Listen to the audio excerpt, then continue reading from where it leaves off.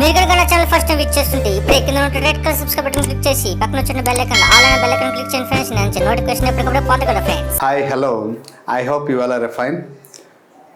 You are watching PR academy YouTube channel. Welcome to my channel. ఈ వీడియోలో ఒక update information తెలుసుకుంటాం. Update information ఏంటంటే మన తెలంగాణలో టిఎస్ హైకోర్ట్, తెలంగాణ గవర్నమెంట్కి సంబంధించినటువంటి హైకోర్టు ఏదైతే ఉందో వాటికి సంబంధించిన నోటిఫికేషన్ అయితే రానే వచ్చింది. దాదాపు 1 year నుంచి నోటిఫికేషన్ లేదన్నో ఇప్పుడు నోటిఫికేషన్ వచ్చింది. అయితే నోటిఫికేషన్లో ఒకేసారి అన్ని రకాలమైన నోటిఫికేషన్ ఇవ్వడం జరిగింది. అయితే ఇలా ఇవ్వడం వల్ల ఎగ్జామినేషన్ షెడ్యూల్, ఎలిజిబిలిటీ, క్వాలిఫికేషన్ ఒక విధంగా అందరికీ ఇది లబ్ధియే. సో క్వాలిఫికేషన్, నెక్స్ట్ ఇంకోటి ఏంటంటే ఎగ్జామినేషన్ ప్యాటర్న్, ఏజ్, తర్వాత ఎలిజిబిలిటీ, వీటన్నిటి గురించి ఎగ్జామ్ ప్యాటర్న్, అలాగే exam fee, apply date, last date, process, pattern అన్నీ కూడా ఈ వీడియోలో మనం క్లియర్గా అందిస్తాం. అయితే before going to detail analyst, it's my humble request to one and all the aspirant. Please do like my video. If there is a time, please share this video to one and all the aspirants. కానీ beginning day నుండి notification day నుంచి మీకు ఉద్యోగం వచ్చినంత వరకు ప్రతిదీ update information మనం అందించడం జరుగుతుంది. కాబట్టి దయచేసి వీడియోని కాస్త షేర్ చేస్తే ప్రతి ఒక్క పర్సన్కి హెల్ప్. మీరు ఉన్నటువంటి గ్రూప్లో ఏదైతే ఉన్నారో ఆ గ్రూప్లో మీరు కొంచెం షేర్ చేస్తే అందరికి హెల్ప్ఫుల్ అవుతుంది. ఎందుకంటే డీటెయిల్ ఇన్ఫర్మేషన్ మనం అందిస్తున్నాం. ఓకే, దీనికి సంబంధించినటువంటి కంప్యూటర్ ఆపరేటర్కి సంబంధించినటువంటి కోర్స్ కూడా మన దగ్గర ఉంది పిఆర్ అకాడమీలో. సో వీలైతే పర్చేజ్ చేయండి, ప్రతి ఒక్క ఆస్పిరెంట్కి హెల్ప్ఫుల్ అవుతుంది. సో రైట్, ఈ వీడియోలో కంప్యూటర్ ఆపరేటర్కి సంబంధించిన డీటెయిల్ ఇన్ఫర్మేషన్ తెలుసుకుంటాం. మరి కంప్యూటర్ ఆపరేటర్కి సంబంధించినటువంటి ఎలిజిబిలిటీ, క్వాలిఫికేషన్ మొత్తం డీటెయిల్ ఇన్ఫర్మేషన్ తెలుసుకుంటాం. సో ఈ కంప్యూటర్ ఆపరేటర్ అనేది చూడండి, ఈ పోస్ట్ ఏంటండి, the post of computer operator. దీనికి సంబంధించి కంప్యూటర్ ఆపరేటర్, దీని యొక్క సాలరీ ఎంత అంటే 38,809 to 1,12,000. ఇప్పటి వరకు వచ్చినట్టు అన్ని నోటిఫికేషన్లో ఎక్కువ సాలరీ 1,12,510 రూపీస్. సో ఇప్పటి వరకు వచ్చినట్టు అన్ని పోస్టుల కంటే కంప్యూటర్ ఆపరేటర్కి అంత పెద్ద వెయిటేజ్ ఉంది. ఇది ఎక్కడ, ఇది హైకోర్టులో అంటే స్టేట్ లెవెల్లో ఉంటుంది. స్టేట్ లెవెల్లో ఉంటుంది, నాట్ డిస్ట్రిక్ట్ లెవెల్. ఇది స్టేట్ లెవెల్లో అపాయింట్మెంట్ ఉంటుంది. ఓకేనండి, ఇది గుర్తుపెట్టుకోండి. ఇది స్టేట్ లెవెల్ గుర్తుపెట్టుకోండి. నెక్స్ట్ ఎప్పుడు వచ్చిందమ్మా, 2వ తేదీన నోటిఫికేషన్ వచ్చింది, అది తెలుసు. అప్లికేషన్ డేట్ ఎప్పటి నుంచి మొదలవుతుంది, 8వ తేదీ నుంచి మొదలవుతుంది. లాస్ట్ డేట్ ఎప్పుడు 30, అంటే జనవరి 31 కల్లా మొత్తం అప్లికేషన్ అనేది క్లోజ్ అవుతుంది. మరి ఎవరైతే సర్వీస్లో ఉన్నారో, ఇన్ సర్వీస్లో ఉన్నారో వారికి 10వ తేదీన స్టార్ట్ అయ్యి 25వ తేదీలో ముగింపు ఉంటుంది. సో ఈ డౌన్లోడ్ హాల్ టికెట్ అనేది తర్వాత ఇంటిమేట్ చేస్తాం అనేసి అన్నారు, డ్యూటీ కోర్స్. మరి ఎగ్జామినేషన్ ఎప్పుడు ఉంటుంది అంటే ఏప్రిల్ మేలో ఉంటుంది అనేసి ఈ టైపింగ్ స్కిల్స్ ఇవన్నిటికి సంబంధించి చెప్పడం జరిగింది. అది కూడా 10:30. టోటల్గా దీంట్లో ఎన్ని రకాల పోస్టులు ఉన్నాయి, ఏ కమ్యూనిటీకి ఉంది అంటే మొత్తం 11 పోస్టులు మాత్రమే ఉన్నాయి ఇక్కడ స్టేట్ లెవెల్ పైన. ఈ స్టేట్ లెవెల్లో మనకు ఉన్నటువంటి తెలంగాణలో 33 జిల్లాలు ఉన్నటువంటి ప్రతి ఒక్క ఆస్పిరెంట్ ఇక్కడ అప్లై చేయడానికి ఎలిజిబిలిటీ. ఓకే, అయితే దానికి క్వాలిఫికేషన్ ఏజ్ సరిపోతే మీరు అప్లై చేయడానికి ఎలిజిబిలిటీ. సో ఓసీలో ఎన్ని ఉన్నాయి, ఓపెన్ కేటగిరీ 1 పోస్ట్ మాత్రమే ఉంది. బీసీఏలో 2 ఉంటే, ఒకటి ఉమెన్, ఒకటేమో ఓపెన్లో ఉంది. బీసీబీలో 1 ఉంది, అది ఉమెన్కి ఇచ్చారు. బీసీసీలో 1 పోస్ట్ ఉంది, అక్కడ మేల్ అప్లై చేయవచ్చు, ఫిమేల్, ఇద్దరు పోటీ పడవచ్చు. బీసీడీ ఉమెన్కి 1 ఇచ్చారు, మేల్కి లేదు. బీసీఈ ఉమెన్కి 1 ఉంది, కాబట్టి ఎస్సీకి 3 ఉంటే ఉమెన్కి 1, అక్కడ 2 ఉంది, మేల్ అప్లై చేసుకోవచ్చు. ఎస్టీకి 1 ఉంది, అది ఉమెన్కి ఇచ్చారు. అంటే 11 పోస్టులలో 6 పోస్టులు ఉమెన్కి ఇచ్చారు, మిగిలిన 5 పోస్టులు ఏమో జెంట్స్కి అప్లై చేయడానికి అవకాశం ఉంది స్టేట్ లెవెల్లో. సో స్టేట్ లెవెల్ మొత్తం పైన అంటే స్టేట్ లెవెల్లో ఈ 6 పోస్టులు ఉమెన్స్కి అయితే ఇది చాలా బెనిఫిట్గా ఉంటుంది. ఎక్కడ 1 ఉంది, నెక్స్ట్ ఎక్కడ 2 పోస్టులు ఉన్నాయి. సో ఈ పోస్టులలో ఉమెన్లకు మనం గమనించగలిగితే ఎక్కడ 1 ఉంది.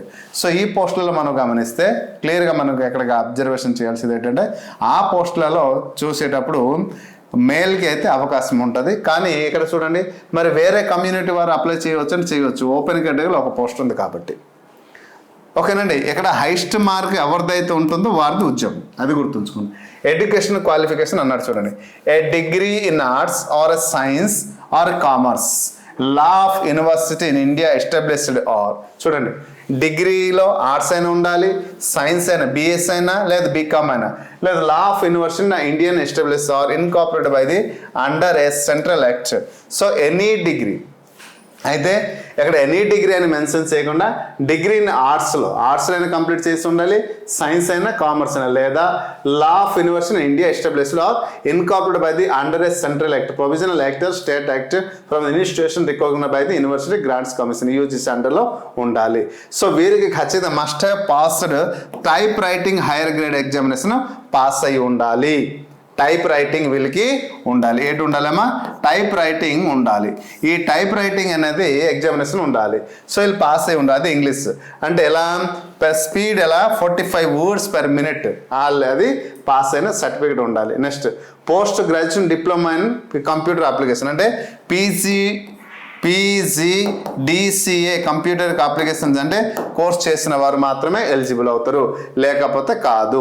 ఓకే, 1 year కోర్సు ఎవరైతే చేస్తుంటారో పోస్ట్ గ్రాడ్యుయేషన్ డిప్లొమా లేదా DCA, సో 1 year కోర్స్ ఖచ్చితంగా చేసి ఉండాలి, వారు మాత్రం ఈ పోస్ట్కి ఎలిజిబుల్ అని మెన్షన్ చేశారు.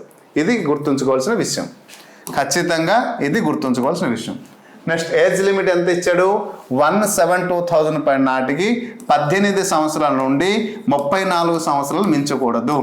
సో 34 సంవత్సరాలు అయితే SC ST BC వరకు అయితే 5 years ఇస్తున్నాడు కాబట్టి 39 years వరకు అవకాశం ఉంది. SC ST BC EWSకి అయితే 5 years, PH అయితే 10 years, PH అయితే 10 years ఇస్తున్నారు అంటే 44 years వరకు ఇక్కడ అప్లై చేయడానికి అవకాశం ఉంది. ఓకేనండి. సో ఇది ఎగ్జామినేషన్లో ఉన్నటువంటి ఏజ్ ఎగ్జామినేషన్. నెక్స్ట్ రిజర్వేషన్ అంటే ఎవరెవరికి ఉంటుంది? SCకి ఉంటుంది, STకి ఉంటుంది, BCకి ఉంటుంది, EWSకి ఉంటుంది, అందరికీ రిజర్వేషన్ అయితే ఉంటుంది.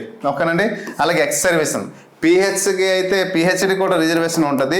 ఈ PHలో 10% 40% వారి యొక్క సర్టిఫికేట్లు ఖచ్చితంగా 40% ఉంటేనే 40%తో కలిగినటువంటి సర్టిఫికేట్ PHలో ఉంటేనే వారికి ఎలిజిబుల్, లేకపోతే లేదు. నెక్స్ట్ మెథడ్స్ ఆఫ్ రిక్రూట్మెంట్, ఏ విధానంలో వాళ్ళకి రిక్రూట్మెంట్ చేస్తారు. రైట్, ఇది చాలా విలువైన విషయం. సో ఏజ్ తెలుసుకున్నాం, క్వాలిఫికేషన్ తెలుసుకున్నాం, ఎలా రిక్రూట్మెంట్ చేస్తారో ఇది తెలుసుకున్నాం. The computer-based examination will be standard consists the minimum educational qualification prescribed.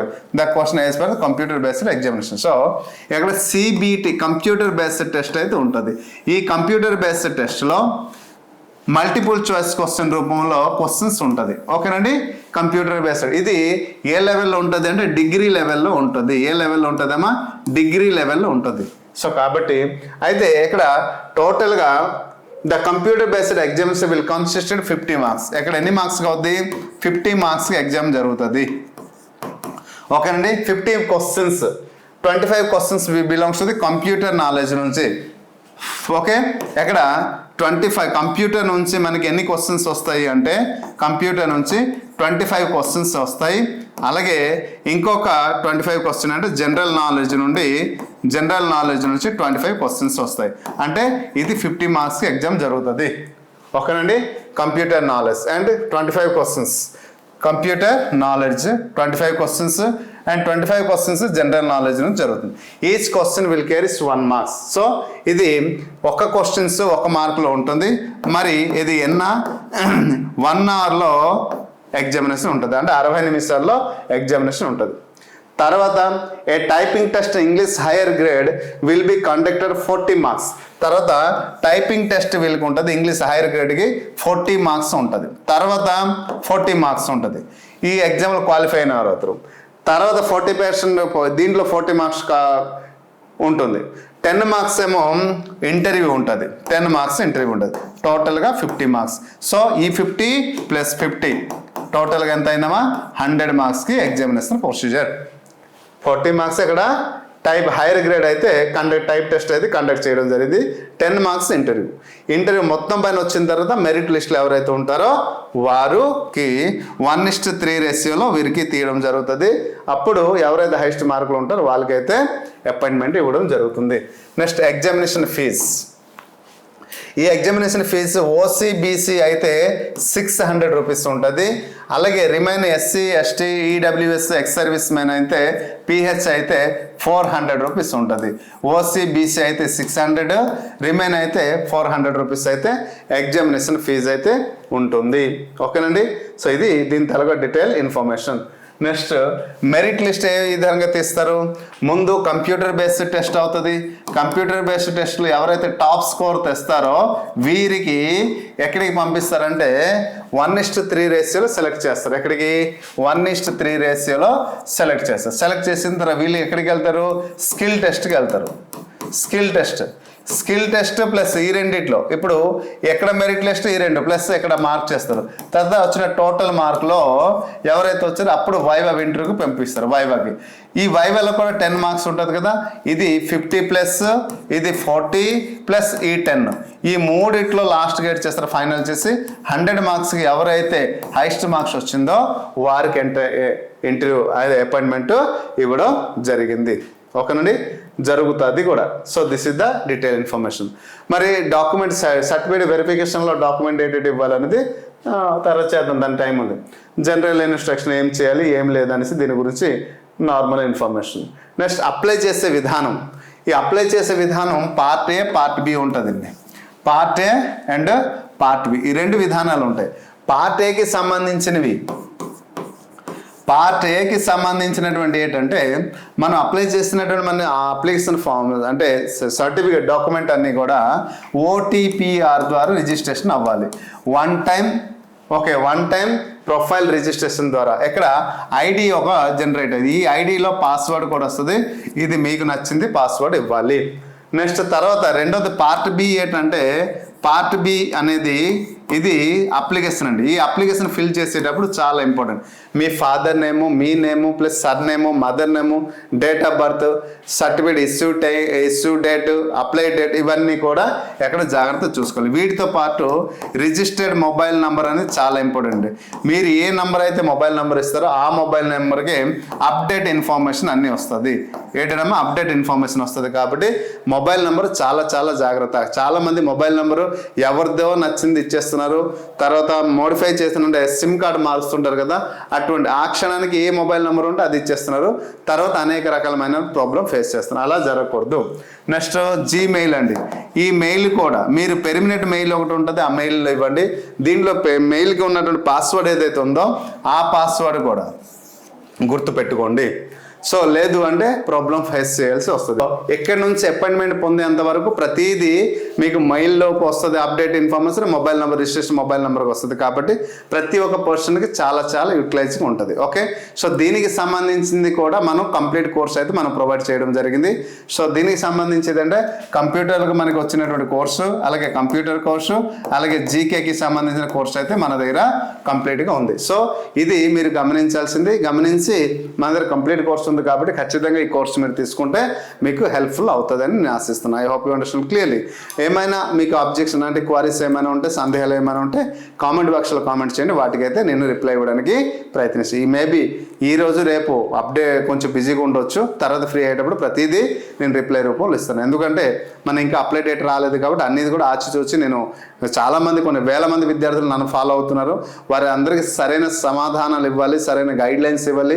ఎక్కడ అప్లై చేయాలి, ఎలా అప్లై చేయాలి, ఎందుకు ఆ పోస్ట్కి అప్లై చేయాలి, ఎక్కడ లోకల్ కింద, ఎక్కడ నాన్ లోకల్, ఒక దగ్గర పోస్టులు అయినప్పుడు ఎక్కడ పోస్ట్ ఉంటే ఆ పోస్ట్ దగ్గరికి ఎలా అప్లై చేయాలి, వీటి గురించి చాలామంది నా ఒక విలువైన సూచనలు సలహాల కోసం ఎదురు చూస్తున్నారు. కాబట్టి వారి కోసం నేను కష్టపడాలి, ఇంకా అప్డేట్ ఇన్ఫర్మేషన్ ఇవ్వాలని నేను శ్రమిస్తున్నాను, అలాగే ఇస్తాను కూడా. సో మన పిఆర్ అకాడమీకి నమ్ముకుని ముందు నుంచి వస్తున్న పిల్లలందరికీ నేను మంచి దారిలో నడిపించడానికి అనునిత్యం శ్రమిస్తున్నాను. సో దానికోసం మళ్ళీ చెప్తున్నా, మీ నుండి నేను ఏం కోరట్లేదు, మీ నుండి కోరుకుంది ఒకటి, వీలైతే మహా అయితే షేర్ చేయండి వీడియోని, 10 మందికి తయారు చేస్తే అందరికీ హెల్ప్ఫుల్ అవుతుంది ఆశిస్తున్నాను. సో కోర్స్ పర్చేస్ చేసి ప్రిపేర్ అయితే మాత్రం ఖచ్చితంగా మీకు జాబ్ వచ్చే అవకాశం అవుతుంది. I hope you understand clearly. Thank you. Hi friends, మీరు ఇక్కడ నా ఛానల్ ఫస్ట్ టైం విజిట్ చేస్తుంటే ఇప్పుడు కింద ఉంటుంది red colour subscribe button click చేయండి. పక్కన వచ్చేటువంటి బెల్ ఐకాన్ క్లిక్ చేస్తే నేను అందించే లేటెస్ట్ అప్డేట్ మీరు ఎప్పటికప్పుడు నోటిఫికేషన్ ద్వారా అయితే పొందగలరు ఫ్రెండ్స్. అలాగే నా యాప్ని కూడా డౌన్లోడ్ చేయండి ఫ్రెండ్స్. Thank you.